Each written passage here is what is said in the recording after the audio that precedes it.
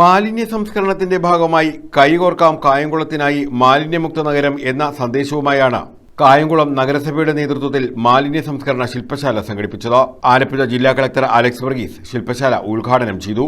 ഇങ്ങനെയൊരു ക്യാമ്പയിൻ ആരംഭിച്ചതിലും ശില്പശാല സന്തോഷം അറിയിച്ചുകൊള്ളി. നമുക്ക് വേസ്റ്റിനെ പറയാനുള്ള രണ്ട് വേസ്റ്റാണ് വേസ്റ്റ് നമുക്കുള്ളത്. Solid waste, liquid waste. Solid വേസ്റ്റിന്റെ കാര്യത്തിൽ നേരത്തെ സൂചിപ്പിച്ച ഉൾപ്പെടെ നമ്മുടെ നോൺ ബയോ വേസ്റ്റ്, അതിനകത്ത് തന്നെ classification bio waste, non bio waste. Non bio waste ഉൾപ്പെട്ട പ്ലാസ്റ്റിക് മാലിന്യങ്ങൾ നമ്മുടെ ഹരിതകർമ്മസേനയുടെ കാര്യക്ഷമമായ ഇടപെടലുകളിൽ വലിയൊരു പരിധി വരെ നമുക്ക് ഇത് സോർട്ട് ചെയ്യാനും ഇത് ശേഖരിക്കാനും അതിൽപ്പെടി സേവനത്തിൽ ഉൾപ്പെടെ പോയി ശേഖരിക്കാനും അത് നമ്മുടെ CKCകളുടെ കമ്മിറ്റി കളക്ട് ചെയ്യുന്ന RMCF, RRF വഴി CKC ഉൾപ്പെടെയുള്ള അതോടൊപ്പം പ്രൈവറ്റ് ഏജൻസികളും ഇതിനകത്ത് പങ്കാളികളാകുന്നു.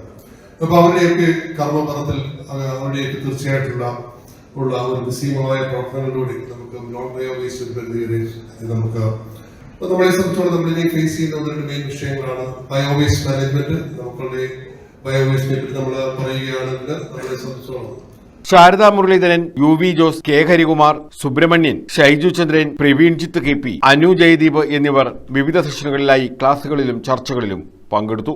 നഗരസഭാ ചെയർപേഴ്സൺ P ശശികല അധ്യക്ഷത വഹിച്ചു. Vice chairman J Adarsh, SK Viswanath, PS Sulfikar, Reji Mavanal, Nadrisha, Shemimol, Sukumari, Vijayasree, health supervisor Sreekumar തുടങ്ങിയവർ യോഗത്തിൽ പങ്കെടുത്തു. News bureau, Kayamkulam.